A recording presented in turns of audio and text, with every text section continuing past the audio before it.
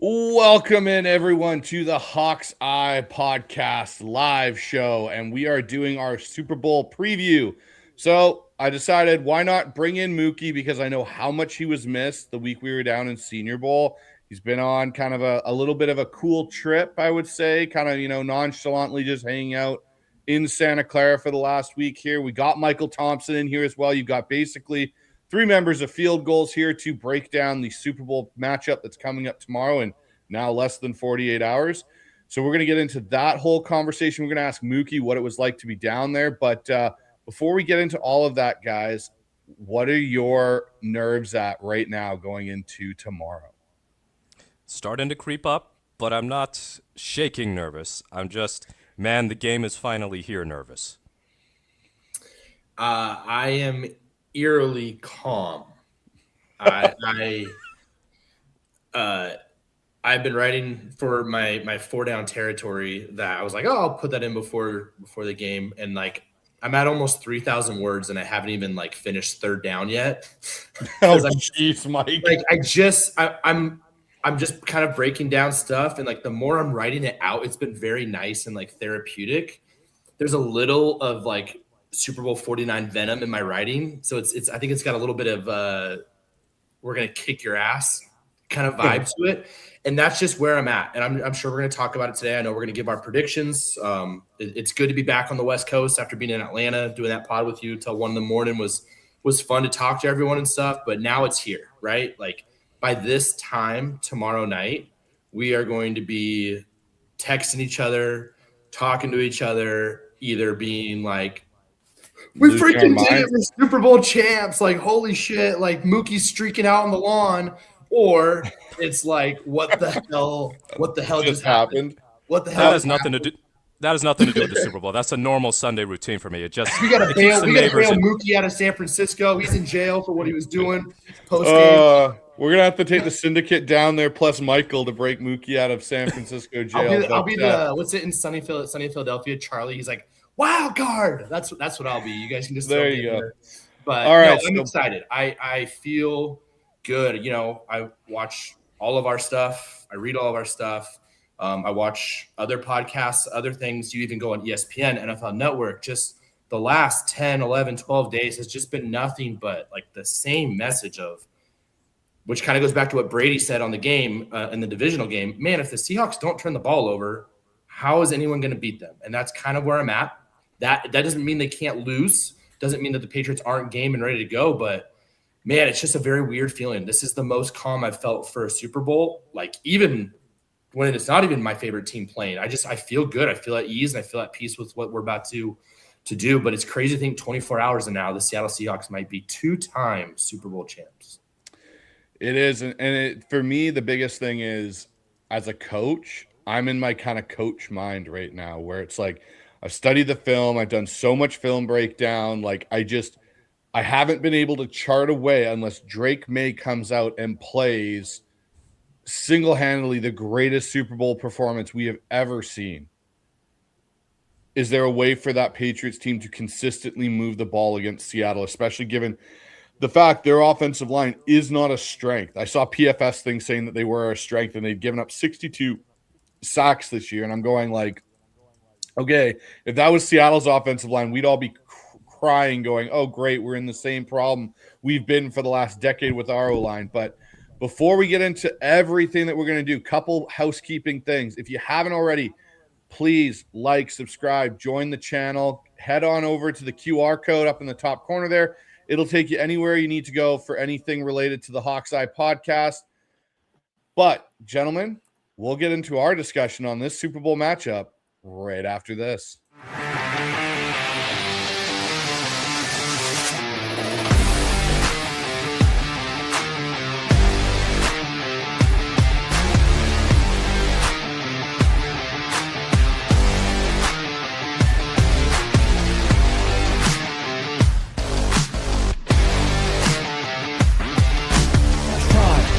It's up! It's caught! Touchdown! Make an extra point! Make a conversion! I don't care what it is! The Seahawks win the game again!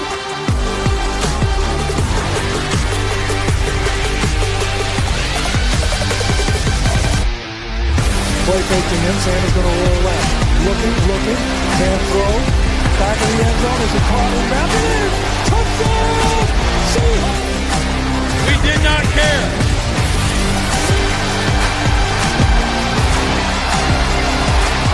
It's about us. It's always been about us and what we do. Now we're going to the Super Bowl.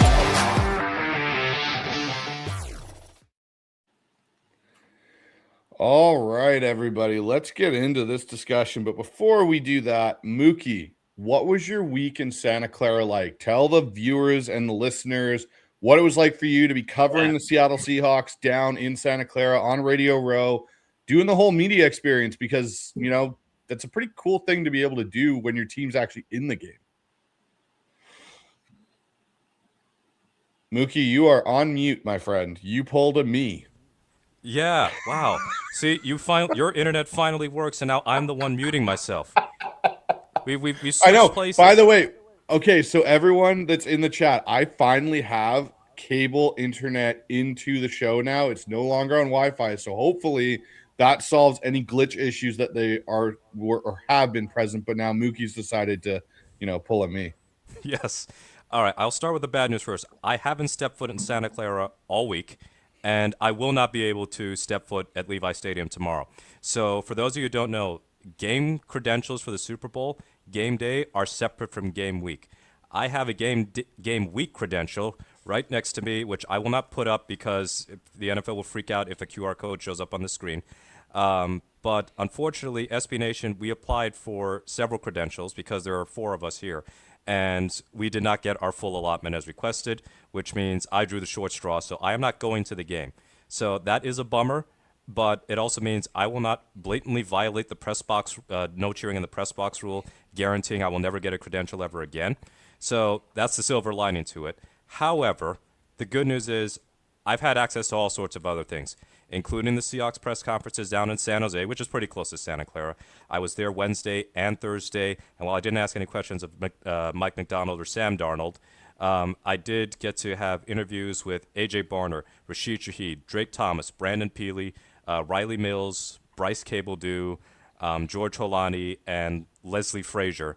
And there might be some others I'm actually forgetting. But Charles Cross and Abe Lucas. So I think I'm at 10.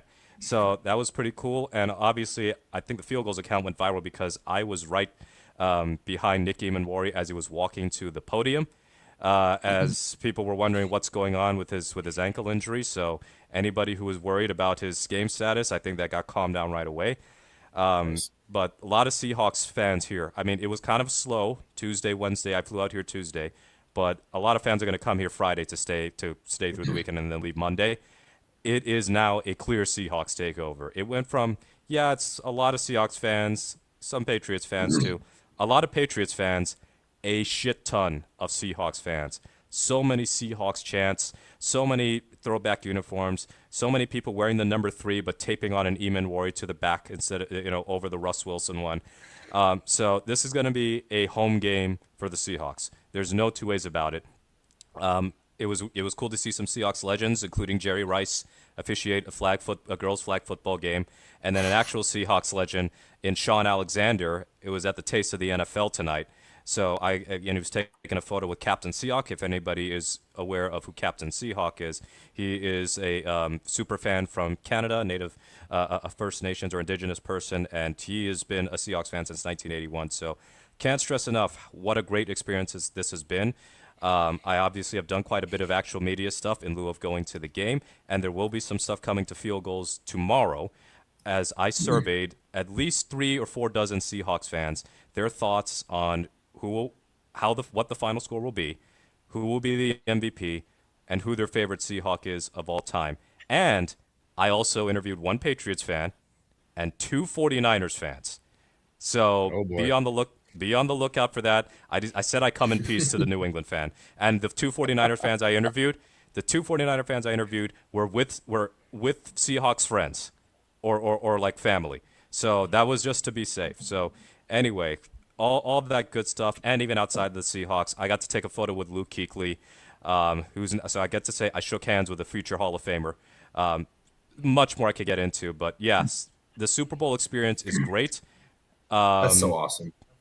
Yeah, it is awesome. It's more awesome if they actually win. And don't worry about me not going to the game. There are watch parties all over the joint. I might just work, quote unquote, and cover the game from a watch party somewhere in the Bay Area. And I will absolutely film reactions of fans, whether it's 49ers fans rooting for the Patriots or Seahawks fans obviously pulling for us, to the key plays of the game, because I think that's going to be worthwhile. Yeah, like Mookie, that's such a cool thing that you got to experience this whole week, being down there, being able to be around the team itself, and obviously then we had the scare of the Nicky Manwari injury, and you had one of the best videos of it outside of the person that had him walking in. You had him leaving basically, media row, and seeing that there wasn't a noticeable. And when I look at this, let's talk about this matchup, guys, and some of the matchups that may decide this game in a lot of ways. We've heard it all week. It's been kind of the different topics, but I really want to get your guys' perspective, Mookie being there, Michael, your, kind of thoughts on this as well. The first thing I want, who just cracked a beer? Someone just cracked a beer. I like it. I love it. Who cracked a beer? Mike, was that you? I just got what do I got here? I got a Ultra Paradise. Here's a You went with Ultra Paradise, Green Apple, Monster Energy, only for the best Super Bowl champions.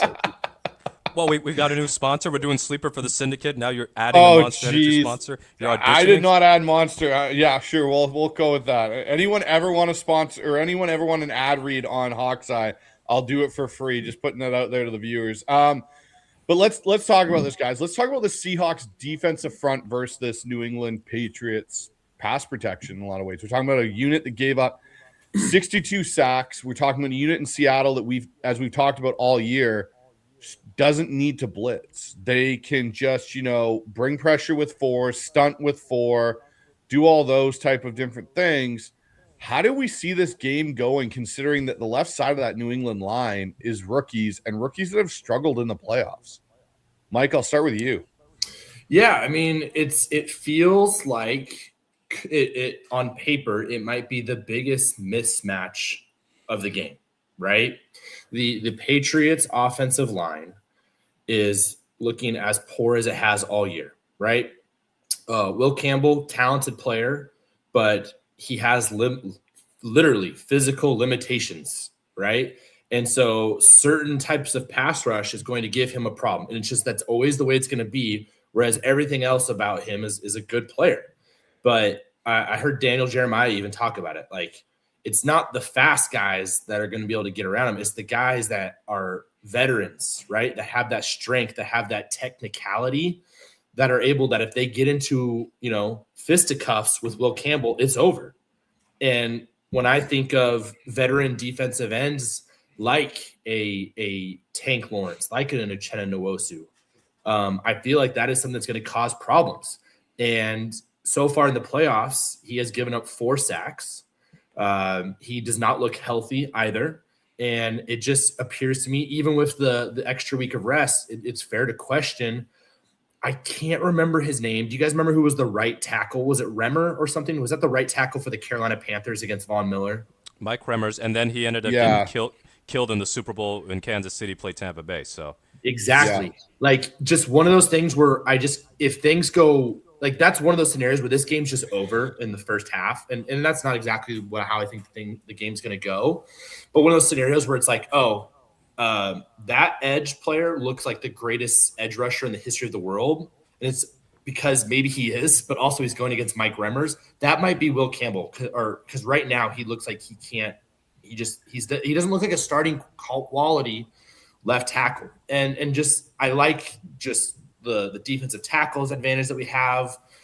It just feels like on paper, before schematics, whatever Josh McDaniels is going to do, it feels like that's an area where it's going to put Drake May under pressure immediately, to where he, like you said, has to play the game of his life and he has to turn into Superman. It's an interesting thing, because if you look at the way the Patriots offensive line, I had Taylor Kyles on yesterday, which was a really great show if anyone wants to check it out, from a Patriots insider and someone that I'll definitely be having back next year when the Patriots roll into Seattle. But he mentioned how the New England offensive line is kind of in this weird point where your entire left side is rookies. because you got Jared Wilson there as well, right? Like we're talking about a left guard that's a rookie, a left tackle that's a rookie. You've got Bradbury at center, who is basically a cast off from Minnesota. Yep. He's done okay and been kind of a stable average center. He hasn't been great. Then you get the right side of the line, which is more veteran, where you get, Moses out there at right tackle. And so it's interesting to me because I look at Seattle's, defensive edge presence in this game, and I'm going, okay, if I'm Mike McDonald, I'm bringing Tank and Derek Hall off at Will Campbell and Jared Wilson with Big Cat in that area and just going strictly power on that side of that line. And on the other line, I can have Chenna and Boye coming off that edge with some more quick twitch and causing some of those veteran, older, offensive lineman problems. And then I don't think Bradbury can hold up Byron Murphy all game long. And like Taylor brought up the point where he was like, well, we got to make sure Stevenson's in there to block because Henderson's not a pass pro guy. So this is where it gets really interesting. Like New England hasn't lived in 12 personnel very much. I look at how you try and, as an offensive mind for me, I want to get the ball out of my quarterback's hand as quickly as possible. And a lot of the time that isn't a pure progression concept. That's a half field concept because look at what you got pre-snap, confirm it post-snap, get the ball out of your hand. Problem with that is with the way Seattle mixes and moves around so much, you don't get a clear post-snap image of what you're playing. And this is where I feel like I got a weird feeling, guys. Nick Eamon is going to get a pick six by just sitting in the flat. Yeah, I think defending the flat is going to be huge for Seattle, and that's if defending the flat, especially outside the numbers. They have had some issues with that before, especially early on in the season. I'd like to think that they've corrected it. In terms of the trenches matchup, Seahawks defense against the Patriots offensive line, it is fair to say that the worst games that the Patriots have had have been Cleveland, these last two games, Denver and Houston, are the number of sacks they've had, and Myles Garrett, who is, by the way, also here today. I think he was like introducing, chatting with a fan of the year or whatever. But anyway, yeah, Myles Garrett, Nick Bonito, Danielle Hunter, Will Anderson. The Seahawks do not have that type of edge rusher. So if Chenna and Hall and Mafe can't dominate the same way, it's because they're not as good as those guys. But with that said, you got two rookies on the left side of the line, and I listened to the Taylor Kyle's interview last night and into this morning. I'd be running, if I'm Mike McDonald, I am running as many sim pressures and stunts and twists on that side for them to pick up as possible. And it forces May to get the ball out of his hands quickly, or he's gonna take a sack. That's what's gonna happen. But the thing with May is he takes a lot of sacks. He does not take, drive killing 12, 15-yard sacks. He ends up getting contained in the pocket, losing, 4 or 5 yards. But a sack is still a sack, is a negative play. So I think that the Seahawks defensive line has every reason to beat the New England offensive line. And then the running game for the Patriots is nothing outstanding, and especially in the red zone where they've had trouble too. So, and even if the Patriots had a formidable running game, we've seen that it's so hard to run against the Seahawks defensive front. And Byron Murphy is a major reason for that because of the way that he can just, that low center of gravity of his, the way that he can anchor, the way he can do that little knee drop thing and be able to not be moved by double teams is remarkable. And then you also add in a guy like Jaron Reed also who's been around the block more than enough times. And I think that's the way that Seattle's defense can slow down New England's offense, is to just consistently win at the line of scrimmage. If they don't, there are absolutely going to be opportunities for May to set and fire and throw, because he is, if nothing else, I know that the playoffs have been a bit of a struggle for him, but you look at the whole of the season, schedule concerns and all, he looks to me like he's going to be a very accurate passer for years to come. And but when he's pressured, and sometimes he'll miss some easy throws, when he's pressured, at least through these playoffs, he has been prone to being wayward. And I think that could be an opportunity for an overthrow that leads to a pick by Kobe Bryant, for example. So that's kind of how I see it. We're in the trenches. Seattle's defensive line has, to me, the most distinct advantage. It's interesting you say that about May, because the one thing – go ahead, Mike. Oh, I was just going to ask you, Bryce, do you think that is the biggest advantage in this game for the Seahawks? Our defensive line versus their offensive line right now. I do think it is in a lot of ways. I'd put number 2 up there. Our secondary versus their receiving core would probably be the next area I'd go to. There's, I think, a distinct advantage. But the thing for me with May, to Mookie's point here, is I think he throws a good deep ball, but he's basically still, in my opinion, how many games did he play last season? Brissett started half that season, did he not, for New England before they turned the keys over? I think it was like five or six games. Brissett got hurt, and then they had no Right. choice Play but to against the play May. Seahawks week 2. No, he didn't. And here's the thing that I'll kind of say, like, you look at his playoff run here for Drake May. He has played good defenses, and a defense in particular with Jesse Minter that runs a very similar style, obviously, to Mike McDonald, and has a similar player to a Nick Eamon, maybe, again, not as versatile and not to the same level as he is, but in Derwin James, a guy that's a chess piece that you move around. New England was only able to put up 16 points in that game, right? At the end of that game, it wasn't like they blew the doors off of a Chargers team that literally limped into the playoffs. And you look at the Houston game, again, another defense with edge pressure in Anderson and Daniil Hunter that just wreaked havoc on Drake May in that group. And again, Drake May has had 6 fumbles this playoffs. He's gotten 3 of them back, but he still has had 6 fumbles. We talk about Sam Darnold's fumbling issue during the season. Drake May has had it in the playoffs. This is where I look at, for a young quarterback, to your point, Mookie, about sim pressures and all these different things, the post-snap confirmation is so key and so vital to have success when you're going to have to be playing against a team that plays a lot of zone, with match principles built into it at different points as well, which, for those that don't understand zone versus zone match, basically what that means is the defense generally keys off the 2 receiver, so the most inside receiver, and they basically determine if he does a certain, break, whether he breaks in or breaks out, man principles then activate on the defense, and corners will then be looking like they're in cover 4, and they'll run inside and cover something, or they'll break and drive on an outside route that realistically the quarterback's not expecting them to be there. So that's where you see the match principles, and that's where people sometimes assume teams are playing man when they're really not. They're actually playing a zone match principle. Just the football nerd of me coming out a little bit. But I digress to the point of, this is where I see May struggling. When you can get pressure with 4, you can keep a 2 high shell. He has great success when it's single high. But when he's got to deal with 2 high shells, late rotations, a field safety rotation or boundary, he really struggles. I think he is going to be a very good quarterback in the NFL. I do. I don't have any questions about that. I think he's going to be the next guy in the AFC that's really going to start pushing the Joe Burrows, the Mahomes, and entering that conversation. But to go up against this type of defense where you haven't really played it this year, you've played variations of it in Minter and what they did in Baltimore. But it's like saying, oh, yeah, we played against Shane Waldron's offense, and it's like a Sean McVay offense. Like, no, it's not. There's principles of it, but it's not the actual guy that designed it and pulling the triggers. And this is where I feel like Mike's just going to have the opportunity, having 2 weeks, to really bring some things, and things that I don't think even Josh McDaniels may be expecting him to bring in this game. But let's look at another area in this, guys.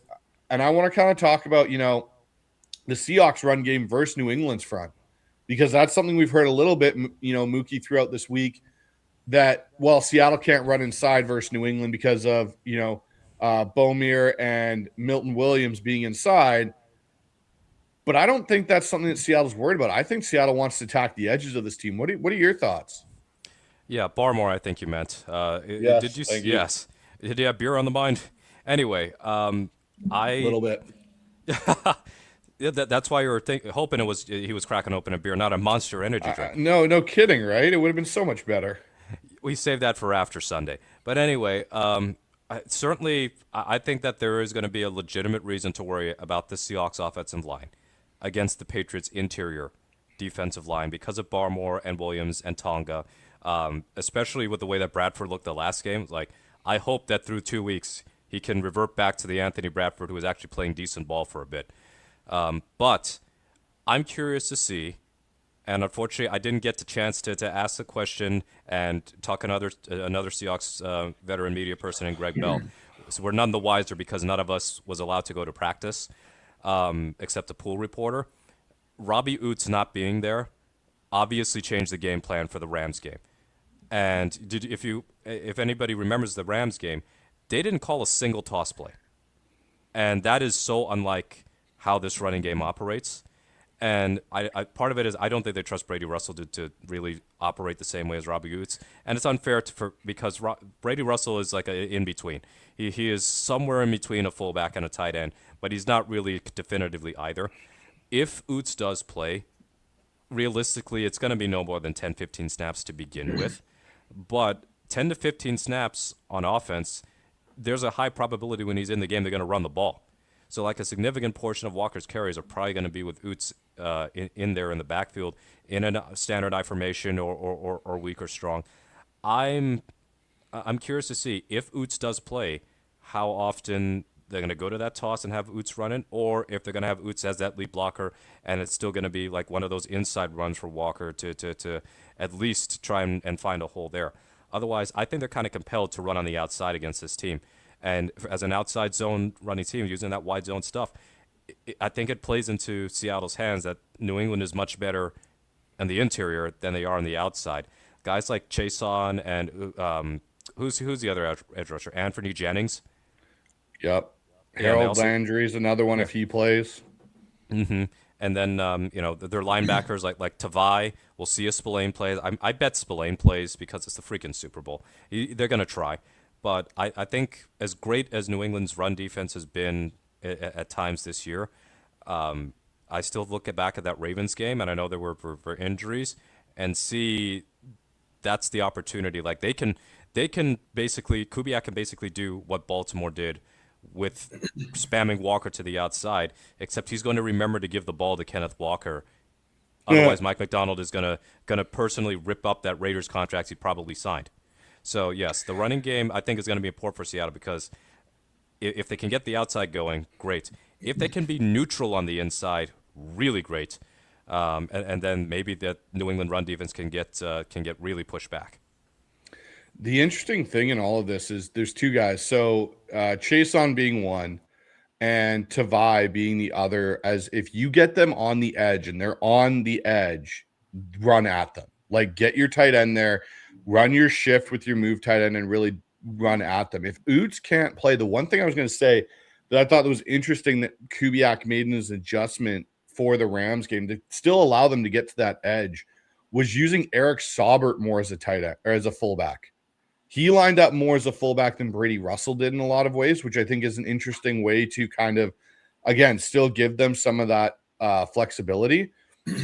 Eric Saubert could be a real key again in this game with where he lines up, what he's being asked to do. It'll be interesting, but I agree with you with and Seattle this year really hasn't been a great downhill between the guards kind of running team. They've had moments of it, sure, but it's after they've used the outside zone and the outside run concepts to then get teams to widen to go and attack the inside. That's where I think it'll be interesting to see that chess match there. So I'll ask you guys this: out of the running backs, because we've seen that they have, activated Jones and Akers, how many carries do you see going to Kenneth Walker and then to the rest of that running back room? And I'll start with you, Mike. I think as few as possible for anyone other than Kenneth Walker. I think that Rashid Shaheed will have more carries than the other running backs combined. I think the only way that number changes is if Seattle has put the game away in the fourth quarter. So I'd say Helani gets 3 or 4 carries. Anything more is probably really good news, or Kenneth, I'm not even going to say it, or it could be really bad news. See how I stopped myself there. I think you guys are kind of nailing it on the head. Milton Williams has the chance to be the game wrecker. And so he's the one guy that can really mess things up, right? And so I think kind of where I'm looking at it is, all right, well then I'm either going to see like how committed is he to chasing Kenneth Walker down, right? And I think you guys have talked about in your other shows, like run to the outside, run away from him. If you do have the fullback, send Oots right into Milton Williams. Like, let's see if you can win this game with body blows. And that's kind of what I think you're going to see offensively in this game is I think you're going to see a pretty conservative game from both sides as this game kind of like begins to breathe a life of its own, I think it's very, very likely that it's a low-scoring first half, and then at some point you'll see that avalanche or hopefully that dam break, and hopefully that's on the Seahawks side. But I just want to see, can Milton Williams go 4 quarters of handling those double teams, handling those pullings of the guards, right? Like, does he want to chase K9 on the edge? Is he willing to do those things?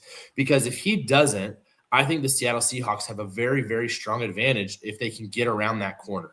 And like Mookie talked about, the linebackers are not healthy right now for the New England Patriots.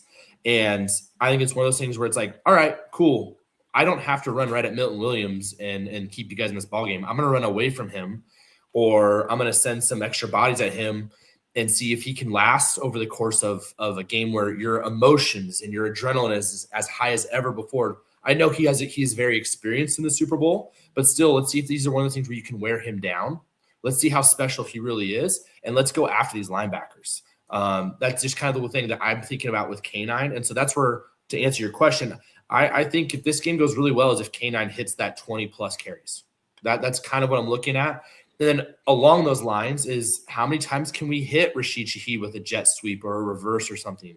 Just something to attack those edges. I think offensively, McDaniels wants to hit kind of side to side, and I think that's something Mike McDonald is going to do a really good job of trying to take away those screens that McDaniels loves to do. On the flip side, I really think you're going to see Kubiak attack those edges, and just see how much is Williams willing to run around to go make a play, right? Like why would I go at him is kind of my mindset. And I think if you're devout in your run game and you are deliberate with it and you stick to it, even if it means you have to punt maybe 1 or 2 more times than you want to in a game, and you play that field position battle, I think it's body blow.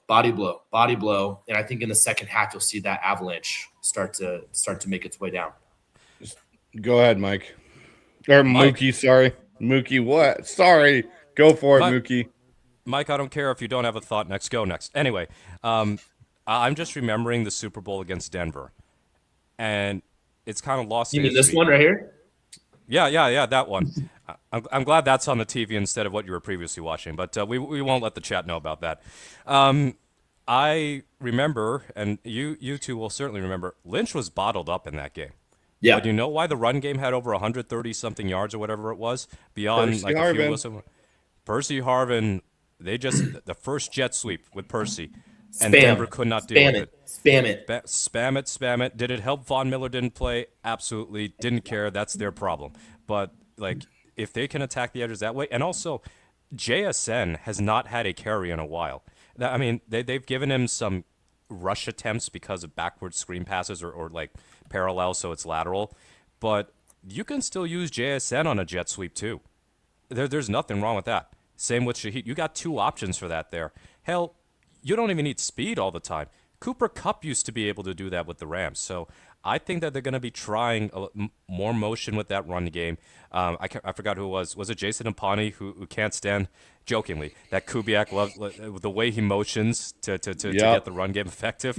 So that's what I think can be key for Seattle here.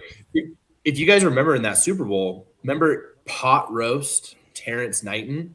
Yeah. Right? Like he was a guy that really kept Denver alive in that defense functioning until they got to Seattle. And it's kind of a similar thing. Like I think Milton Williams is a better player than pot roast. And they're not the same type of guy, but it's the same thing where Seattle just said, yeah, we're going to pound you with a couple body blows with Marshawn Lynch. I think Marshawn had like an 18-yard run, and that was pretty much that was basically game. it. Yeah. And then they did body blows to get that first touchdown to go up 15-0 with Lynch. But you're right. It was just that side to side. And at some point, that's just going to wear these guys down. So here's something that's interesting. So Greg Bedard, who is the editorial director for the Boston Sports Journal, put out an interesting kind of tweet that Seaside Joe grabbed and retweeted. And it goes, the direct quote from Greg goes, I spent time with the Seahawks and talked to their offensive line. And let's just say, I wasn't blown away by their quick-wittedness. The smarter the O-line, the better. And I just don't think Seattle has it. What the hell is that supposed to mean? It's that North Dakota State education, boys. Like, Oh Gray my God. Zabel. Gray Zabel, I didn't bother interviewing Gray Zabel because, the podium stuff is tougher than the one-on-ones, because when you're in those scrums, you might check in late and end up asking a question that's already been asked. But anyway, Bryce Cable was a great interview. And I know he's not playing and he's on injured reserve. Abe Lucas was effusive in his praise of John Benson, and Charles Cross loves Benson as well. I already mentioned Zabel's a very good interview. So, like, what does that have to do with how well they can block? I have an interview. It's a stupid statement. It means absolutely nothing. It's such a hilarious statement to me, because what it shows me again is just the level of grasping at straws to try and say your team has some sort of advantage in the Super Bowl somewhere. That you're talking about, again, guys that probably don't really want to talk to you because they know you're somehow affiliated with New England, A. B, you're probably asking them some ridiculous questions that they're not going to answer wholeheartedly about whatever it is. And now this is where you get Seattle doesn't have a smart offensive line, so that means that they're going to lose the Super Bowl. Like, come on, man. Like, at least it's like, you know what? He should have gone and asked Mike McDonald what he was going to do on the fourth down from the 4-yard line with down 4 points with one timeout. Like, for God's sakes, just to me, I'll say this, and I don't know, Mookie, again, you were there, but I got the feeling that, outside of the normal Seahawk beat reporters that are there, the Greg Bells, Brady Hendersons, Hawk Blogger, Corbin Smith, and the rest that are normally there, a lot of the people that were asking these questions in these massive media scrums just seem to lack a certain level of either integrity or intelligence level. I could be wrong, but it's just what was perceived by me, just by some of the things I heard, and just even the responses of the players and stuff to some of these questions. Nice Freudian slip there, saying scum instead of scrum initially. I don't think I didn't catch that. So over 6,000 media credentials got approved for game week. And that's a shitload of people. Now, that includes photographers, podcasters, beat writers. It's all encompassing. But there are also a lot of people there who do not cover football full-time whatsoever. And I can attest to that. You also have a lot of international media whom, for obvious reasons, do not have the budget to keep flying to the United States to cover games. So a lot of Brazilian media, people from Ireland, from the United Kingdom. I've even heard French media and German media here. But you also have the, how do I put this tastefully, the dude bro credential section, kind of the TikToker type credential people, and they're there to just screw around. And for the most part, the Seahawks media availability, so I'm not going to count that opening night. The media availability, for the most part, you have like college students, you have some other people who are genuinely knowledgeable but just don't get those opportunities to cover the Seahawks or another team full time. But you also have the social media people, and they're just looking for a viral hit. Not even clickbait. They're just looking for something to go viral. So that's how you get the stupid 1-yard line thing over and over again. I didn't hear as many back questions in my 2 days there as I did before I flew out when it came to media night. Like that one guy who said when the Seahawks won the Super Bowl, he said something and that followed up with saying to Mike McDonald, "That's the only time my dad ever hugged me." I don't know if you guys saw that video. I was like, I get that's a common, like, sort of a joke or a meme, but when it's the Super Bowl, like, I want to be all business and at least use the time wisely. Yeah, overall, I just, again, it's things like that where I just look and I go, like, I miss some of the, old, like, way back when kind of, reporting that was done. It was better. The quality felt better in a lot of ways. And it's definitely something that's not nearly where it used to be. But the last part I'll ask you, and I just want this as a simple, quick answer so we can move on to our next point here, guys. But can New England force Seattle out of being balanced on offense, in your opinion? Yes or no?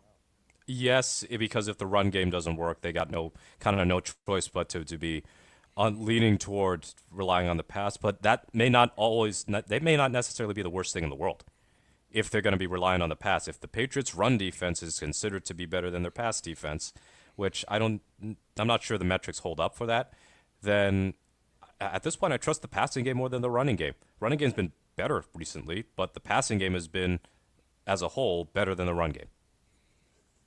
Mike, what about you? Mike, what are you guys doing tonight? Come on now. I agree with everything Mookie said. I also think that one of the things that can play a factor in that is turnovers, but I mean, that's an obvious thing. But also, if the Patriots are able to move the ball on the Seahawks, if there's a scenario where a turnover and the Patriots are able to ball control and get up 10 or something, I just wonder, like, if that's something that affects a Seahawks team that has not been in that situation for 3 months. And that's just, again, it can sometimes happen. Do I think it's going to happen? No.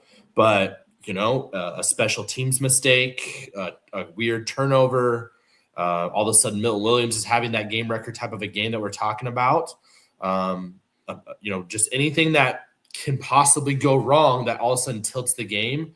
I think it could be that scenario where you could see a Kubiak. We have seen him be fantastic. We have also seen him lose his identity in the middle of games before, right? It's been a while, but we have seen that. And so I wouldn't say it's impossible it happens again. I hope it doesn't, but I do think there is a scenario where that could happen. So let's talk about Drake May in this game a little bit, guys, and Mike Macdonald versus Drake May. We know what the record already states. He's 6-0, Mike Macdonald versus quarterbacks under the age of 24. There's, I think, 1 touchdown pass to 8 interceptions. Like, they're below 60% completions. Like, it's just not a good day at the office for most of these young quarterbacks. We talked about some simulated pressures, which we know Mike will bring. But the one thing I want to kind of get to here, guys, is, how does this game change if Mike and this defense are able to put New England in a bit of a hole early? Say they're up, 14-0 going into the second quarter here, and they've taken away the run game from New England. How successful can New England be if they have to rest on the shoulders of Drake May or his one good shoulder? Mike, you want to answer that first? Yeah, I think you kind of hit it already on the head, Bryce. I think, you guys have all seen the stats. Mike Macdonald is like in that Andy Reid territory of how successful he is after buys, right? I think the Seahawks are 79-20, have a 79-20 score differential coming off of buy games this year. I think Macdonald is that wizard, right? He is the Sean McVay, Kyle Shanahan guy that we got for the defensive side. And Bryce, you hit it. Like, I think over these 2 weeks, Mike's cooking up something that's going to take away those boundary throws, those easy outs. I think going deep on the sides is just things that Mike's going to take away. And I think Mike's going to trust in his pass rush and their ability to get after Drake May and to contain him in the pocket. And I think they're going to trust in what I think is a highly advantageous speed advantage we have with our defense versus their offense, that I think if May does get out on the edge, I think we're going to hunt him down, honestly. I think other than Travion Henderson, I'm not sure there's anyone else that has a distinct advantage speed-wise against our defense. And Travion Henderson is very limited right now as a rookie in what he can and can't do because of his limitations. And so I think this is a game that's going to force Drake May to be a surgeon over the middle.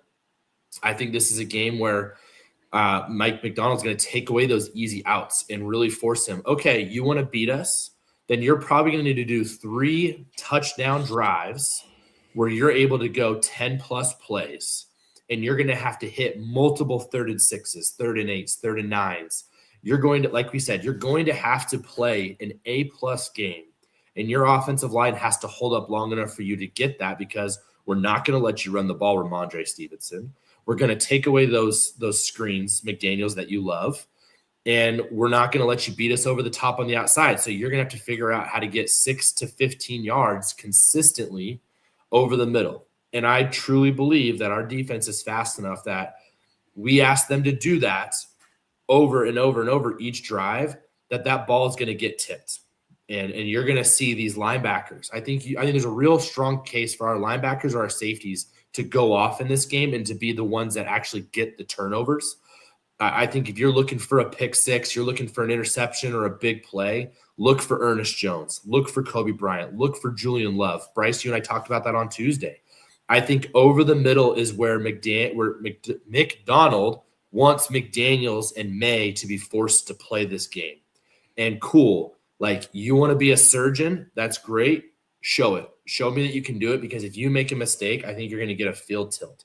And again, it's just one of those things, and that kind of goes back to my game plan mindset of I really think you're going to see a conservative offensive game plan to start from Seattle, because they're just going to wait for them to make that mistake. They're going to wait for them to set that trap and to take the bait, and maybe a drive or two looks great for May. But over the course of a full game, I think you're going to see a mistake, and you're going to see 2 interceptions by May or a fumble off one of those things because of that. Because I really don't think they're going to let him go deep to the outside. I think you're going to see them just not let Kayshon Boutte make a play. It's interesting because Kayshon Boutte's matchup versus Josh Jobe, I think, is one that I don't think is being talked about enough.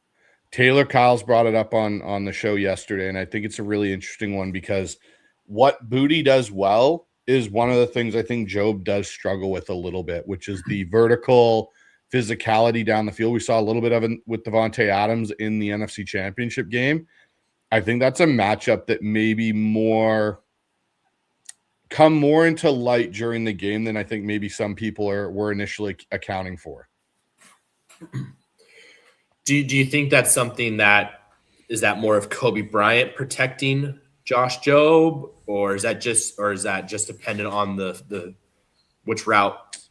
I think it depends on the route. I think it depends on what the principles of whatever Mike McDonald's called is in there. And I think it depends too, like where is Boutte lining up in the slot at points? Is he now, lined up with Eamon Warry? But if he's outside, I think it'll be interesting to see how they attack it.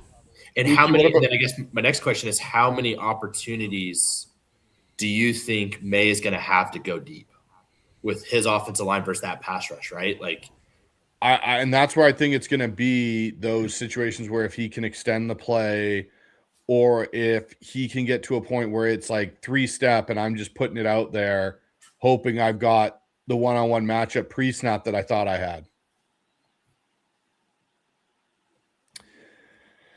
So, the other part I want to ask you here, and I'll go to you on this one, Mookie, we know how well Mike McDonald does of disguising with sim pressures.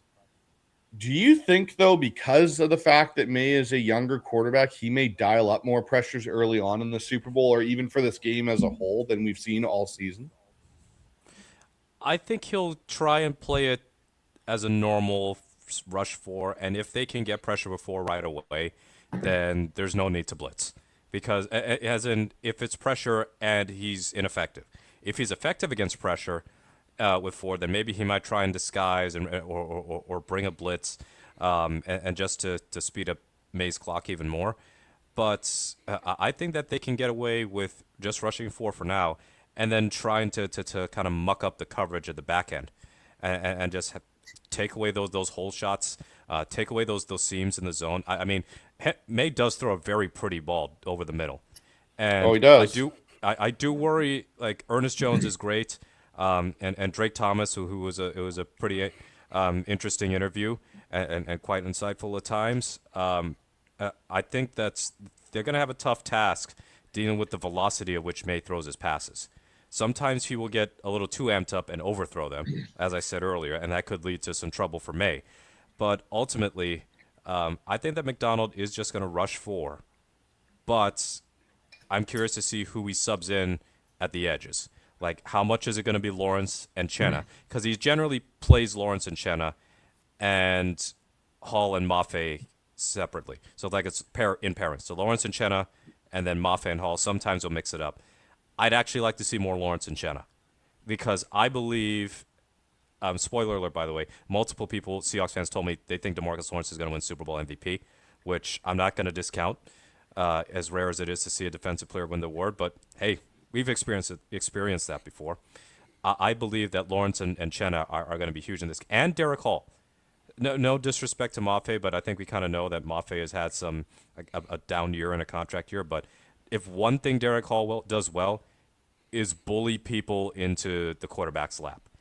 And if he uses his power against Will Campbell, that's game over. Not literally the game is over, but like literally there's not going to be much for Mate to do. He's just going to get a left tackle driven into his lap and he's going to take a sack. As I noted on Syndicate on Wednesday, or whichever day it was, 15 sacks taken by May in this playoffs, according to Jeff Saturday. 12 or 11 of them, I believe, are just on 4-man rushes. So that alone tells you probably not a need to blitz right now if New England is just struggling with 4 guys. And Bryce, really quick, like what have the last couple Super Bowls shown us, right? Honestly, if you want to go all the way back, like just I think for all three of us, a very transformative like game is Super Bowl 42 when the Giants beat the Patriots. Like I think that's just like any sports fan that was old enough, that's a core memory you're never going to forget.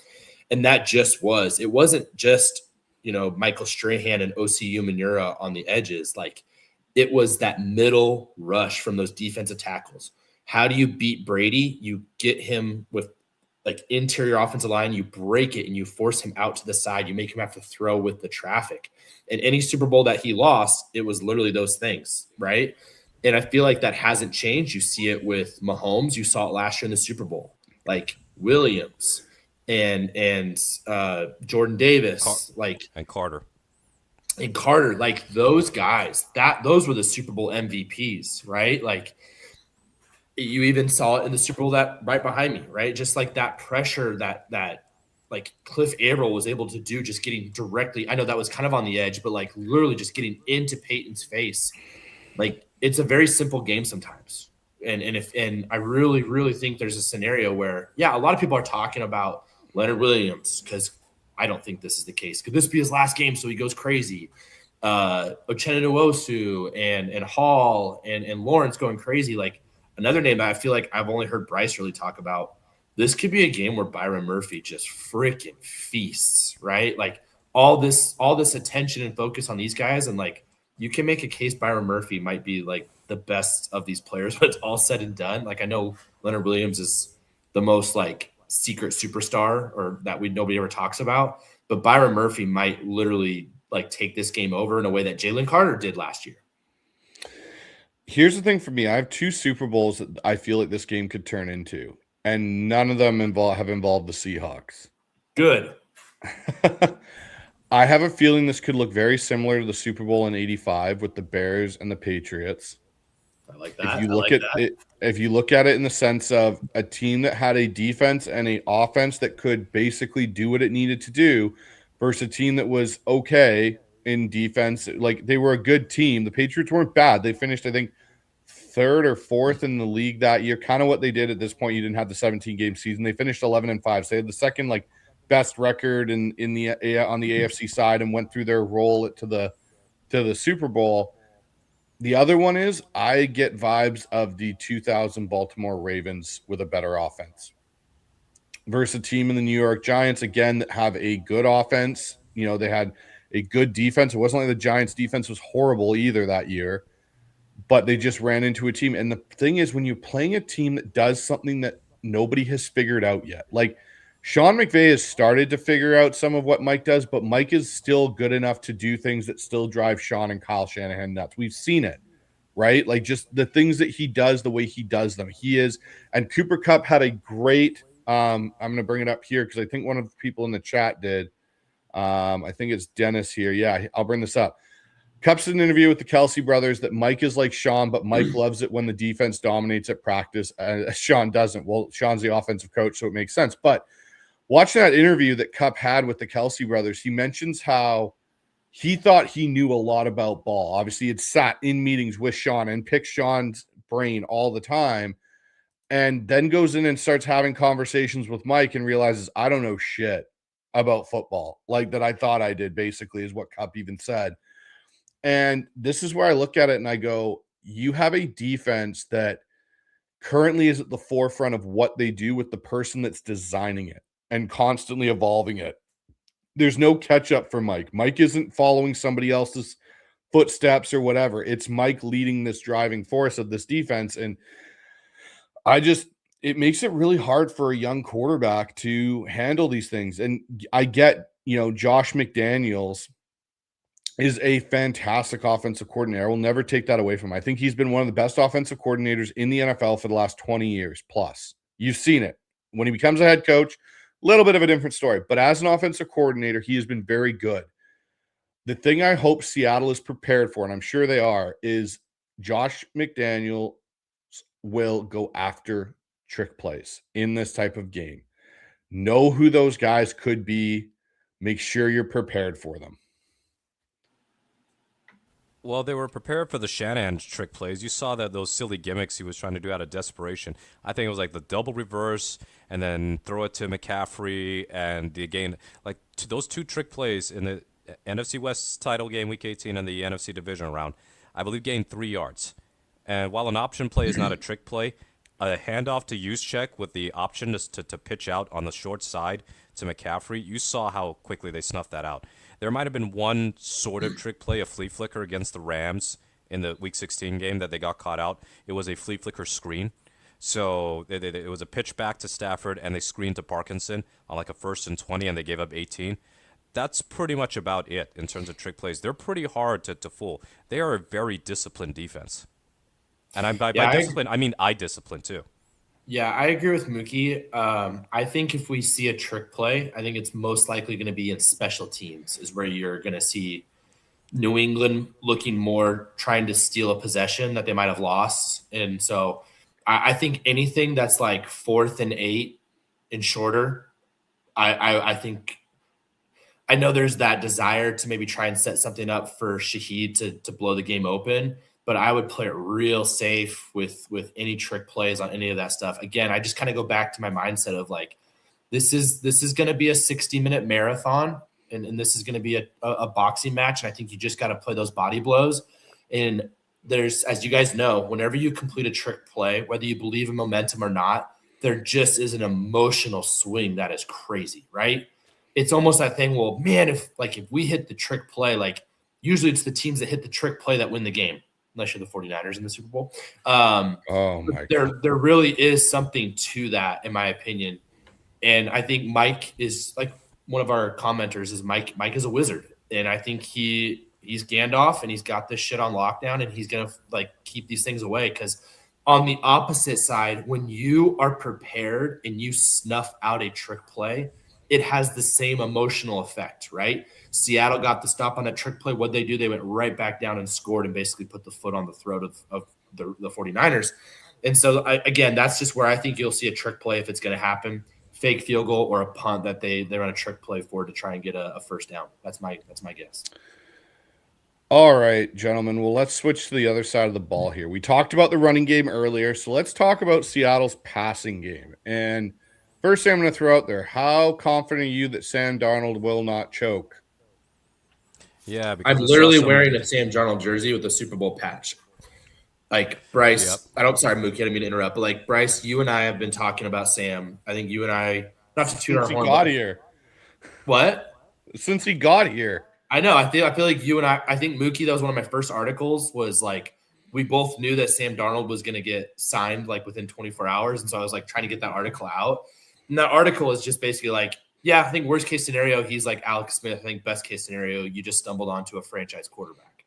And I think that Seattle has. And I think we're talking about exercising demons and getting over all these things.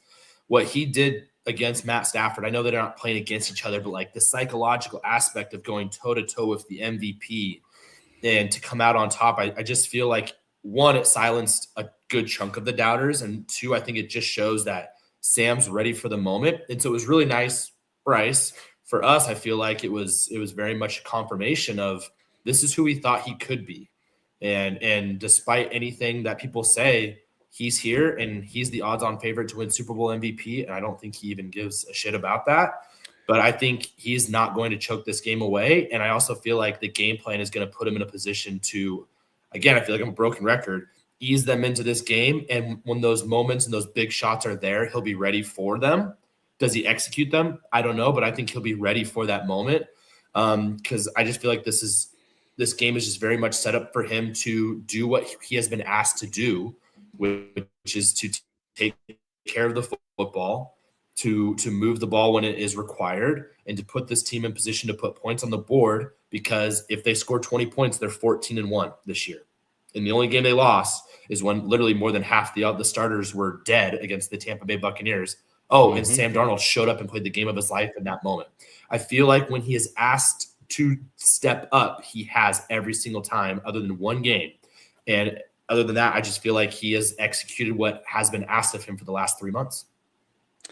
Here's something that's interesting is he's got a really good quarterback coach in Jordan Palmer, who's basically working with a lot of the elite guys right now in the NFL, Josh Allen being one. And I want to say it was Colin Cowherd. It may have been Rich Eisen had him on for an interview this week at Radio Row.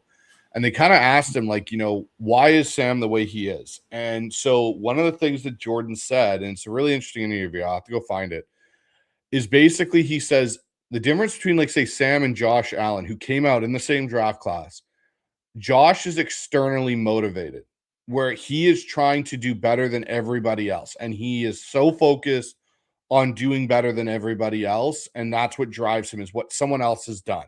Hey, Pat's won a Super Bowl. I got to go win the Super Bowl. Like, that's what's driving him, kind of a thing. He goes, Sam is internally motivated. Sam is motivated by the fact that he just wants to go and prove he can be what he knows he can be. And so when you hear Sam say things like, it doesn't matter to me, the noise and all this stuff, it truly doesn't, because it's not how he's wired. He has such a belief in himself and what he does and his process that all the stuff with the Jets and all the stuff with Carolina and all the stuff, that fans have been saying for years about Sam, it truly has never gotten to a point where it has drastically affected him. He's just been about his own internal thing. So, when people ask him, like, oh, what's it mean to you to be the first quarterback to, to be at the, Super Bowl out of the 2018 class? And he's like, yeah, I don't really care. He truly doesn't care. Where for like a guy like Josh would be like, yeah, I've got this one up on everybody else in the group that I made the Super Bowl first. Sam isn't wired that way. And I think that's what makes Sam such a perfect fit for the Mike McDonald Seattle Seahawks and the whole, we do not care. It's been about us. It'll always be about us. Sam is Mike McDonald's guy. He's exactly what Mike wants as a quarterback. And I think that's what's so cool about this whole story this season that's kind of a little bit under the radar, is just, I don't think people really thought Mike and Sam were going to be a perfect match, maybe necessarily. I thought, okay, yeah, it's going to be better than Geno. But I don't know if people really thought that it was going to be this good of a match between these two, and how Sam's wired matches how Mike is wired. Mm-hmm. Yeah, it's exceeded expectations. I said 11-6 at the start of the year because I thought the defense would be top 10 guaranteed. But the offense was a bigger question mark, because would Darnold regress and would the offensive line not improve as much as hoped? Well, the O-line has improved the O-line has improved enough. Haven't improved enough in the run blocking to my liking, but they've gotten better so that it's not a failing grade. But they've definitely gotten much better at pass protection, as evidenced by Darnold having a sub 6% sack rate. Some of it is Darnold knows how to get the ball out on time, but a lot of it is also they're mostly doing their job. So this offense is taken off, and Darnold hasn't regressed. I know he's got the turnovers, but you got to look a little bit. You got to peel the onion back a little more and see that by advanced metrics and by what he does with the yards per attempt, the way that he's been able to lead drives fairly consistently, that he's basically performing at the same level he was in Minnesota, if not in some respects better. Yeah, and then also, like, just again, like the loss at the Rams was such a tipping point for this team, because yeah, it was like, hey, we can't keep playing like this, or else it's going to cost us. We're going to get upset, or we're going to lose to a better team that's going to take advantage of our turnovers. But at the same time, it was also a moment where they're like, well, shit, like, we can beat these guys. And if we can beat these guys, we can beat anybody, right? Because they're the alpha. The Rams were. That was the perceived alpha. And since that, I was looking at it today, like, last 9 games, the Seahawks have only had 8 turnovers. Okay, so they're less than 1 turnover a game, 0 turnovers in the playoffs, and they're still averaging 29 points per game during this 9-game winning streak. So all this talk of like, oh, well, the Seahawks have gone conservative, like they're not as efficient or as explosive anymore. Like, at the end of the day, yes, I know there's some special teams touchdowns in there as well and defensive scores, but like at the end of the day, like this is still a team that's putting up almost 30 points a game and they're not turning the ball over. And they probably have like one of the 5 or 6 best defenses that we've seen in the last decade. It's one of those things where I look at this whole team, guys, and I think it's going to be an interesting show. If Seattle does win the Super Bowl, one of the shows I'm going to do probably in the couple weeks afterwards is how does this team compare to 2013? And does this team go down as one of the historically great Super Bowl winning teams? I think because the Seahawks weren't really given their due for most of the season, they won't be remembered as such. I mean, people talk about the Eagles as some all-time team because of the way they beat Kansas City, but I think a lot of that is because of like the 2 blowout wins in the playoffs of Washington and then Kansas City. As a whole, I mean, that team should have lost to Carolina if Xavier Legette could catch instead of think about eating squirrels or riding horses. They blew a late lead to Atlanta, got blown out by Tampa Bay. Like they had a rocky start and then got hot, lost to Washington late when Hurts got injured. But they were a great team, no doubt about it, worthy Super Bowl winners. But for this Seahawks team, I've been watching some of the talk shows in my hotel room just because I don't watch it normally. And they just start, they keep talking about the same things over and over again. If Darnold doesn't turn the ball over, this and that, and getting the run game involved, it feels like they don't truly know the Seahawks on a high level, almost as if to say, and I already said this on Twitter, if this was the Bills and the Rams in the Super Bowl, which is I think a lot of the media pre-wrote the Rams in, it would have been 2 weeks of wall-to-wall coverage of if Josh Allen doesn't win the Super Bowl, his family should disown him. But if he wins the Super Bowl, is he better than Mahomes, whatever. And if Stafford wins another Super Bowl, is he a first ballot Hall of Famer? Did he have one of the great quarterback seasons of all time? But because it's Drake May and Sam Darnold, it's like the media is kind of stuck on answers because it wasn't like New England was getting a whole lot of attention either throughout the season. The one thing I'll say, I'll say this: out of all the preview shows I'm going to rewatch going into tomorrow, when it comes to hey, like what am I going to watch? Is John Gruden's one. He did a fantastic breakdown of this Super Bowl matchup, and it's one of the go-to ones for me. Like he does such a good job of breaking down all the X's and O's, how these teams match up and everything. But on a little bit of a side note here, before we get to our predictions on this, gentleman, and get to talking with the 12s, because we've been rambling on for an hour here, is Drake has put down his Super Bowl bet. No. He has dropped wait. apparently $1 million on the Patriots to win the Super Bowl. Guys, congratulations. We have won the Super Bowl. No kidding, right? Don't even play tomorrow. We got it. So here's another interesting thing. Just following obviously things I do when it comes to Vegas and the pro bettors and stuff. The sentiment that coming out of Vegas right now is they're seeing that Seattle is probably going to dominate this game is what they view it as. And that's where all these bets and things are going towards. Another interesting thing is the 4 times the leading NFL receiver has played in the Super Bowl, which is Jerry Rice twice, Drew Pearson another time, and I'm trying to remember the other individual that Cooper Kupp. Oh, Cooper Kupp. Thank you. Yes, Cooper Kupp in 2021. Those teams are 4-0 in the Super Bowl. Just another little stat to go along with that. But gentlemen, let's talk about this. Handling the moment, poise, the pressure, the legacy. And, when I look at this, particular thing, obviously for Seattle, there's a lot riding on it. We got, a coach, like for you guys, how do you view that in the totality of that? Like, what team do you think is going to possess the most poise and handle that pressure the best? And at the end of the day, what franchise gets altered more if they win the Super Bowl for their legacy? So the franchise legacy, not the team or not the player legacy. Franchise legacy. So if it's at the Seahawks, then they'll have won the Super Bowl with 2 different. Well, in either case, whichever team wins, they'll have won a Super Bowl with 2 different quarterbacks. But for this Seahawks team, it would be, I think, a completely unexpected Super Bowl from the start of the season. It would be a Hollywood ending to a 50th anniversary season. It's like something out of a movie. keeping in mind that this also could be the last time the Seahawks play a game under Allen ownership, or at least maybe the last full season. Who knows, as far as that? But like that's back of my mind right now. But as far as poise, have we really seen the Seahawks wobble in late game situations too often this year? Certainly, like the Rams game was bad, but they still had a chance to win at the end.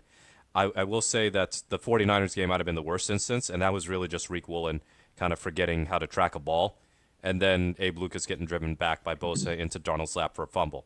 Like even the Tampa Bay game, that was like a back and forth slugfest, and somebody had to win.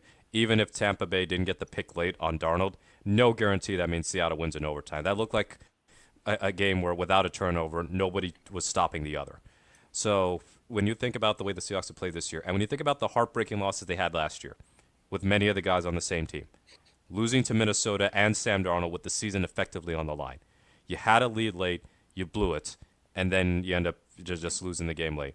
Or the Rams game, where you had the game in your hands. Geno throws what I believe was the pick six that sealed his fate. And even with the comeback that Geno led, they can't get a yard with 2 plays. And that's another tipping point to me as far as the goal to have a more physical offensive line such that they are 11th in the NFL in short yardage conversion on running plays. And then you give up a winning touchdown in overtime. So these are lessons learned, I think, from McDonald's first year that have kind of galvanized this team. And they've embraced that MOB mentality. And George Holani told me, kind of relay what McDonald said at the press conference. He felt that this was a Super Bowl team in the offseason, just to the way that training camp went and how locked in everybody was. And based on the way the Seahawks have looked this season, I think that's the case. I don't think it's just saying it for the sake of saying it. If New England wins, fair play to them. Schedule merchant stuff, I don't care. Like, a ring is a ring, and they'll have beaten the toughest team that they've played all season. And I think it would make the Titans' legacy very damaged because they fired Vrabel because he couldn't with a terrible roster.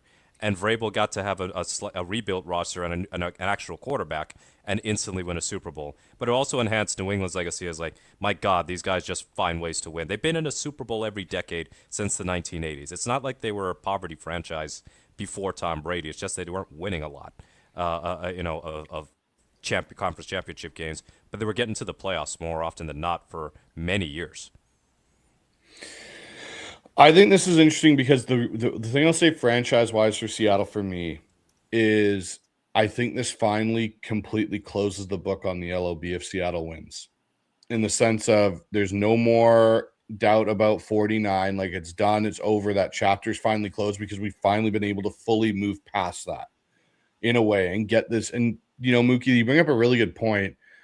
I said this on the show the other day that I did with Taylor after Taylor had to jump off. I had a bit of a Q&A, and I stated on there, like, for me, the Allen family will always be the true Seahawk owners to me, no matter who ends up getting them next in the whole grand scheme of things. But we're talking about the Allen family truly saved football in Seattle. We may not all be sitting here watching the Seattle Seahawks in the Super Bowl if it's not for Paul Allen. And we know that for a fact. If Paul Allen doesn't step in, Seahawks are gone. They're in Anaheim or wherever the hell they were going.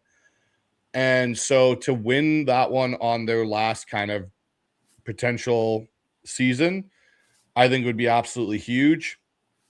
And, poise and all those things, to your point, yeah, this team doesn't get rattled. This team has a level of composure from its quarterback to its head coach to, everyone on this team. There is no sense of rattle. There is no sense of, anything like that where that's going to get tested for New England and their young quarterback. And I don't have a doubt in my mind, Vrabel and Josh on that side, they have the experience. They've played in them. They've coached in them. That's not it. But some of these players for New England, outside of a few, have never been in these situations before. And key guys for them have never been in these situations before. So it'll be an interesting thing for me. The one thing I find that's so funny, though, and it came up in the chat here, and we're going to go to the 12s now, guys, and we're going to talk to them for a good portion of the rest of the show. But why did New England have to steal our slogan from the LOB? Like, what is this? We all we got, we all we need crap. That's, that's not your slogan. It's never been your slogan. That's an LOB I slogan. mean, that's a clear indicator that you're dealing with some Gen Z fair weather fans. Oh yeah, exactly. But it's hilarious to me. Yeah. Also, that on my way to Taste of the NFL, after I left the fan experience, which was at the Moscone Center in downtown San Francisco, there was a Patriots fan, and like he was doing the "we all we got" and then the "all we need," the call and response.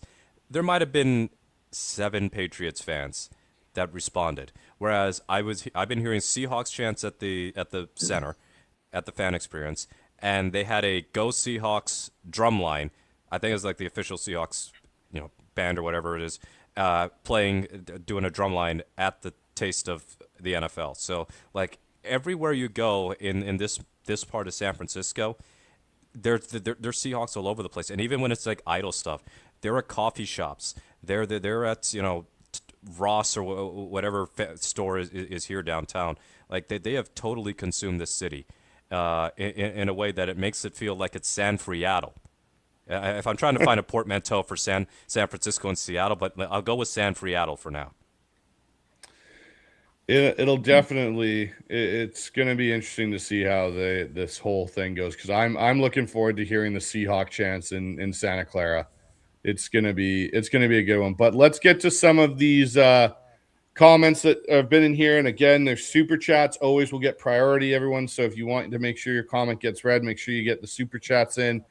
We got Olin here goes, you can get away with a lot in San Francisco. I think this was back to our conversation of having to bail Mookie out. Yeah. Yeah, you definitely can. Needless to say, there have been some very interesting smells that I've experienced in certain neighborhoods of San Francisco. Oh boy. Hey, most of it's legal. Most of it's legal. Oh, Mookie. Amy Holmes, moderator of our chat here on the Hawks. I appreciate all the hard work you've done this season, Amy, for the show. You, Ian Victor, John McGrath have done such a fantastic job with it. I could not imagine doing and having to control the chat without you guys. So thank you so much for all the work you've put in.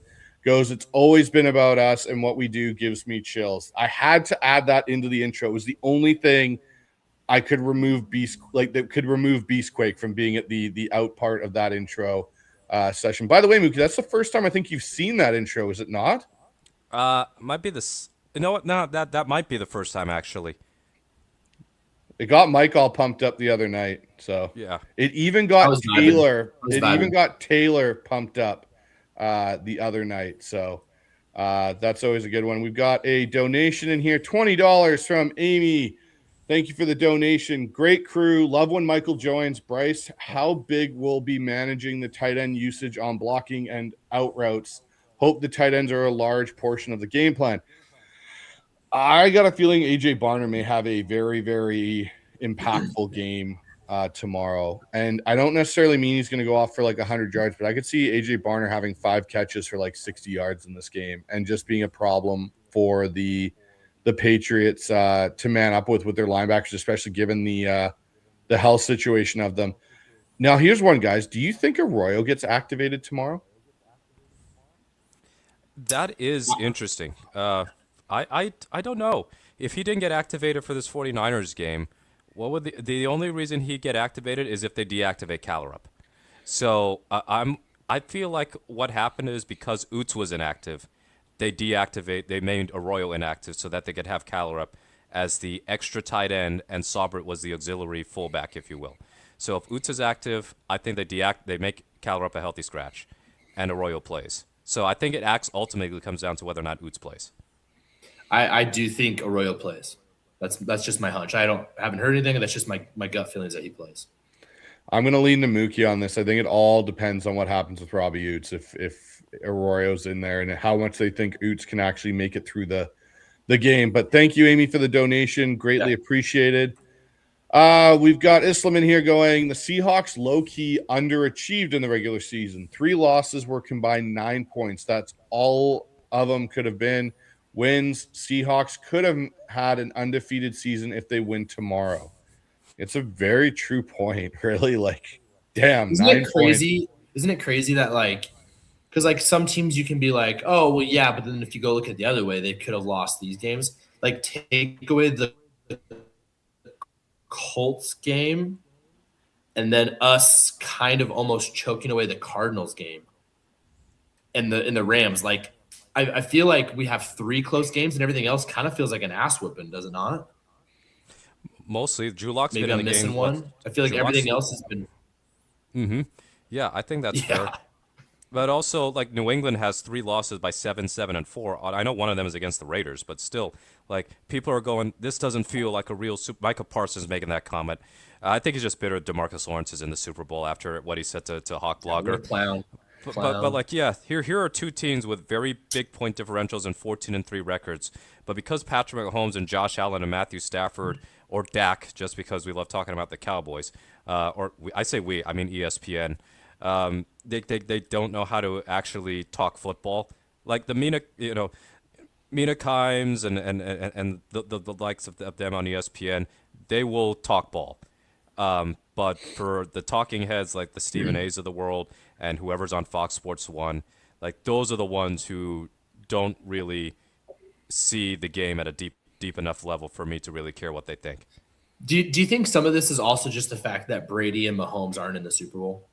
Like this is Yes. just something that we've all grown up with since 2001. Like, isn't there only like 3 or 4 Super Bowls without them? Basically, This is kind of like the Seahawks Steelers Super Bowl, where Roethlisberger was in year 2, and it wasn't like he was a flashy quarterback then, and Matt Hasselbeck was a steady guy, but not an outstanding superstar quarterback. Yep, right. Bryce, you're typing away there. Oh, I know. I was just putting something in the chat to ask the viewers if they want me to do something towards the end. But I can't wait for when you have to make one last edit, and it's gonna be like freaking Sam Darnold just raising that trophy up as it like fades into us coming on there, and we're both like crying the first time that gets played. oh boy, oh man, that'll be something. That'll be something. We did not care. Noob comes in. This is what I think. It's going to be that. But what I took from all the interviews I watched is 90% of the country has never watched the Seahawks outside of Thursday night football. I would say that's normally the case, though, a lot of the time. Well, if you ask Chris Collinsworth and Mike Tirico, they basically left Landover, Maryland, being like, that's the best team in football. I think Chris Collinsworth has been interviewed twice, and he said after watching them slaughter the Commanders, he pretty much was locked in on us being in the Super Bowl. Yeah, but I feel like everyone turned off that game after the second quarter. Because remember, it was 21-0, like within was it that first quarter 21-0? That was the Torrey Horton game. He went off in that game in the first half and then never played again. Yeah, it was 38-7 at the half, and that was when Darnold had the literal perfect first 15 of 15, 280, 4 touchdowns, and no picks. It was so easy. And then Dan Arroyo Quinn, was a seam god that day. yeah, and then Dan Quinn stupidly kept Jaden Daniels in a blowout and almost got his arm mangled. Yeah, that is true. Yep. We got one here for you, Mookie, from Dogzilla. Goes, did you catch a driverless car taxi, and were you freaked out if you did? All right, so lesson about San Francisco. There are a metric shit ton of AI billboards out here. Like a longtime friend of mine who moved out here recently for work, he told me a few months ago that there's a bunch of AI billboards, ChatGPT, this AI service, that AI service. It's real. He's not bluffing.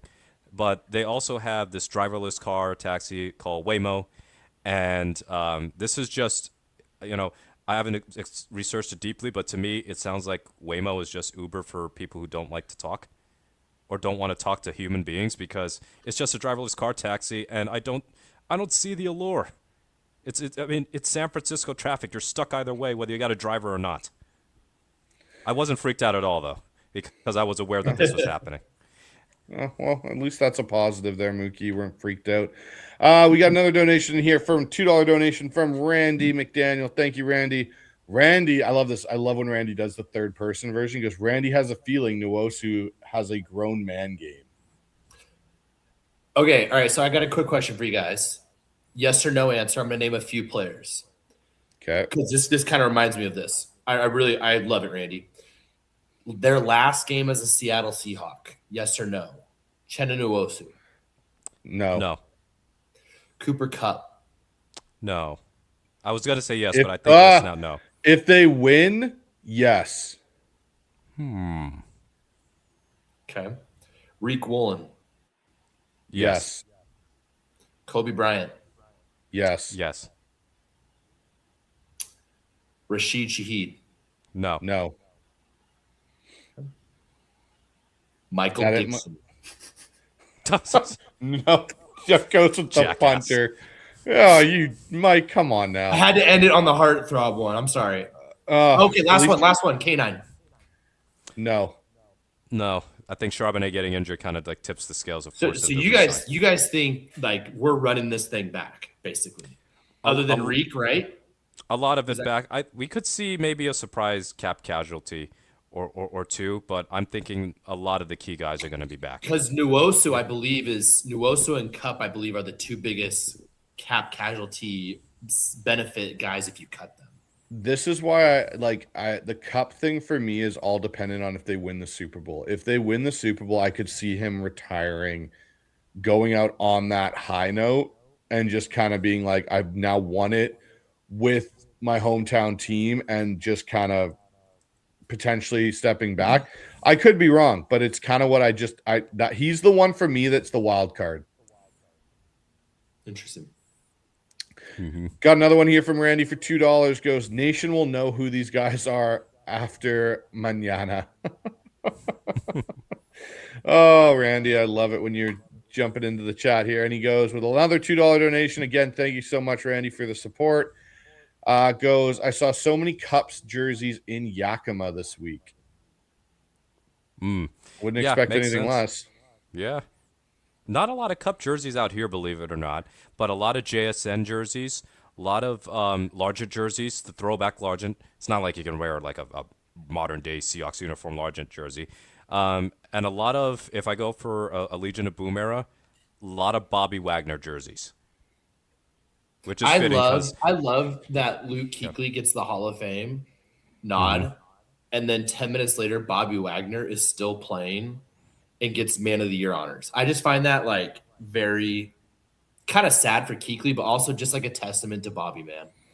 Luke is going to be, I know people get on Greg Olson as far as his analysis, mostly Seahawks fans, but I got to film for SB Nation an interview that my workmate RJ Ochoa did with Luke Kuechly. It's a sponsored thing.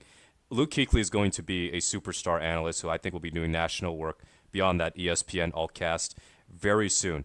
And I guess I got to say, I shook hands with a Hall of Famer in Luke Kuechly. Yeah. I told him that you broke my heart or you killed my Seahawks when you got that pick six off Russ in the playoff game, but then you were my favorite player in the league when you picked six Carson Palmer the following week in the NFC Championship game against Arizona. All right, guys. Well, we've gone through the 12 chats. I don't see any more donations or anything like that hitting the chat right now. So let's go with the final whistle here, guys, and let's go with our score predictions. So I know we did an article for field goals. Mookie, me, Mike, yourself, all put our stuff in there with the rest of the crew over there. But let's go through it one more time. Mike, I'll start with you. What is your score prediction and Super Bowl MVP? Yeah, so I think we hopped on immediately after the Seahawks won the NFC Championship over the Rams. And I remember kind of saying that, hey, I think Seattle's the better team, and I think they're going to win 34-17. And I think just kind of watching and listening to everything from the media, the film, just kind of the breakdowns from like the guys that are just kind of watching the game and those that live and breathe it, I feel like my mindset has changed a little bit. And so I think that the Patriots have earned the right to be here, despite what people say. I think that's kind of annoying that they're saying they don't deserve it. I think they've earned that right. They have earned the right to feel the power of the dark side. And I think that – do you guys hear that? What's that? Hear what? The dark side's coming? Boy. That's the fat lady singing, guys. I got the Seahawks. The fat lady is singing, all right? I love you, Michael. You're going down. Okay, I'm not gonna open this cigar.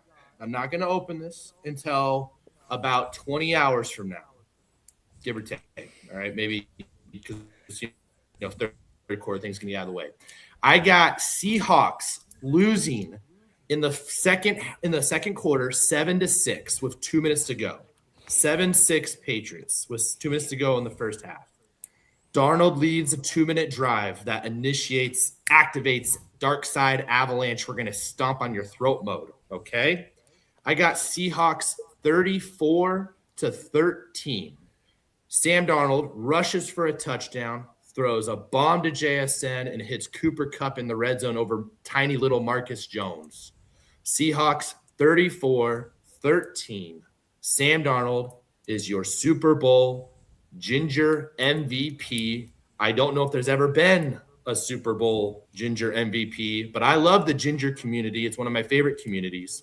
And he is going to win Super Bowl MVP. And the Seahawks, much like the 2001 New England Patriots, much like the 2015 Golden State Warriors, we didn't believe it was possible until it happened. And then a dynasty that defined that generation of sport for those sports happened. The Seattle Seahawks win the Super Bowl in dominant fashion. Boring, old, 17-3 Seattle Seahawks complete one of the most dominating seasons ever. And then I'm going to light this stogie, shed a tear, have a few beverages. The Seattle Seahawks are going to be your Super Bowl 60 champions, you guys. 34-13. All right, Mookie, you're up. I don't know how you top that one, my friend. I don't know. I mean, the closest I can do is I got my sunglasses in my pocket, but I didn't need it today. I wore these for a 70s themed party, by the way. I kept them. Yeah, I figured. The cigar had me thinking you were George Burns, but that would lose a lot of our base, lose a lot of our listeners, anybody, unless they're like 90 years old. But anyway, I said 24-14 on Syndicate. I'm going to bump it up and give both teams an extra field goal. 27-17 Seahawks. I think that the Patriots are going to have some decent plays and have a good drive at least against Seattle that will have us in a panic. But ultimately, here's an interesting stat. The Patriots against number one receivers this year, 31st in DVOA against number one receivers. That obviously does not mean that's Christian Gonzalez, because Gonzalez is not always traveling with the best receiver. I know it was said on Twitter like there's a plan he's going to shadow JSN all game. I don't believe that for 1 second. They're not going to openly say their game plan the day before. That's silly. But I think that if suppose it does happen, I still favor a scenario where Rashid Shaheed can occasionally line up in the slot against Marcus Jones, which is what I speculated could happen when I interviewed Shaheed. And Marcus Jones has given up 8 touchdowns on the season. Like he's a cornerback / punt returner. He is their Rashid Shaheed, but for defense. But he can be had. And I think that could be a matchup that Seattle will exploit. But ultimately, Smith and Jigba is going to have a big game. Walker may not have a gaudy number in terms of rushing yards. I think this is going to be like the Rams game, where he'll have like 60, 65 rushing yards, but he'll get at least 40 yards on through the air, be effective that way. Darnold may have a turnover, and it's going to freak people out like you wouldn't believe. But I also think he's going to bounce back from that, throw a couple of touchdown passes, throw for, let's say, 250 yards, not take a lot of sacks. On the defensive side of the ball, Drake May will get sacked at least 3 times. He will scramble, but Seattle's been very good at stopping scrambling quarterbacks. This might be a little bit like the way they stymied Trevor Lawrence in the Jags game. Trevor Lawrence is a very good athlete. They still sacked him, 6 times or 7 times? I do believe the running game is going to be stopped. Like Henderson and what's his name? Stevenson are good backs, but Henderson's not going to get a lot of carries because he's just not going to see the field a lot for pass pro liability reasons. Ramondre is a good back, but he's not very fast, and the Seahawks defense is, and they're going to rally to the ball. They try to run anything to the outside, forget it. The only worry I have is Hunter Henry is a viable weapon for them, and the Seahawks have not been great defending tight ends all season. They're kind of league average in DVOA in that regard. So there will be some big plays May gets, and we'll just golf clap. But Seattle's going to pull away late. 27-17 is the final. Seahawks win the Super Bowl. JSN's the MVP. And I will have the biggest shit-eating grin on my face in San Francisco. And the only question is whether or not there'll be 49ers fans at Levi Stadium rooting for the Patriots. Like, are there 49er fans who are going to don Patriots jerseys just to say, I want Seattle to lose? Because clearly that tension is palpable out here. I gotta tell you, Mookie, you're talking about the Seahawks getting 3 sacks on Drake May. That's a lot of pass rush. And you give me a chance to say pass rush 3 times. I really think these Seahawks with this pass rush is going to win the Super Bowl. Oh my gosh, Mike. Chris Collinsworth, everybody. All right, let's guys. look at that Walmart 4K Skycam powered by AWS. Please invest in the PFF. It's very accurate. All right, so for me, guys, I've said all along, I think this game will be close in the first half. I think it'll be a 1-score game in the first half. I've got Seattle up 17-10 going into halftime, and I think what you'll see in the second half is what we saw in the Atlanta game. I think you'll see the same thing that we saw in Jacksonville, and we've seen at different points from this team throughout the season where something just clicks going into halftime, and they come out and they're on the afterburners are turned on and they're gone. And I don't know if they'll play a clean game the whole way through. I think there'll be ups and downs. New England is a good football team. They got to the Super Bowl. I just don't know if New England has the depth or the athletes throughout their entirety of the team, like Seattle does, to honestly be able to hang for the entirety of the game. And I think Seattle's running game will eventually wear them down, as will the play action. And I have a feeling Cooper Kupp has kind of a renaissance throwback game in this one. And I think it's going to be interesting to see how they man up and play against Rashid and Kupp when they have to also try and deal with JSN. But the Super Bowl MVP I've got going into this game, I think he's going to have about 120, 130 all-purpose yards, and that's Kenneth Walker. I think Kenneth Walker is about to have his game. He's going to probably maybe price himself out of Seattle. Who knows? But it sounds like he wants to be back here. But I got a feeling he's going to be your Super Bowl MVP. So I'm going with my final score, 31-17 Seahawks. And we get 2-2 in Super Bowls. And this may be the start of a reign for this Seattle Seahawks franchise for the next 5 to 7 years of Mike Macdonald and this group of players as they continue to go. So that's where I'm going. Honorable mention, though, for me as another player I think is going to have a monster game is going to be Tank. I think Tank Lawrence is going to have a massive game in this and just kind of create havoc. But, guys, we are less than 24 hours away from kickoff. I know we're going to be watching this game in different areas. We're going to have Mike with his sunglasses on and a cigar, hopefully by the end of it.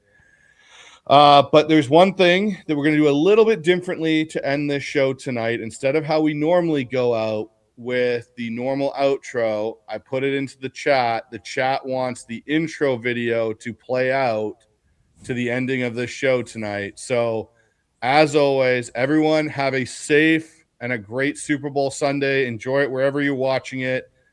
And depending on the time, there may be a live Seahawks or Hawks Eye Seahawks post-game show, but you will definitely see us on either Monday or Tuesday to recap this amazing weekend. Depending on what the score is, we may be, like Michael said, going tears in our eyes of joy, or we may be sitting here going, what the F just happened? But either way, the Hawks Eye will be back. This group of individuals will be back. And as always, stay loud, be proud, and go Hawks. Go Hawks. Go Hawks. Super Bowl champs. Let's do it. Oh, we got one last donation that just popped in. $2 donation from Taker Mac Darnold's. I'm loving it. I love it. All right, everybody. That's so funny, you guys. You see how fans are crazy. All right, guys. Everybody have a good night. Go Hawks. Go Hawks.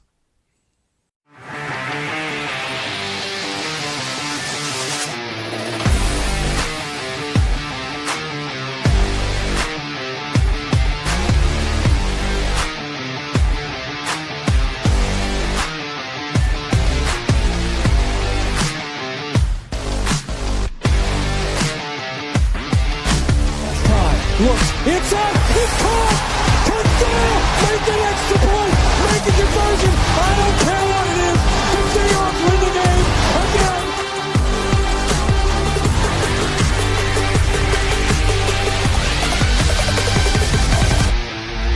Play faking in. Sanders going to roll left. Looking. Can't throw. Back of the end zone. Is it caught in bounds? It is! Touchdown! Seahawks! We did not care.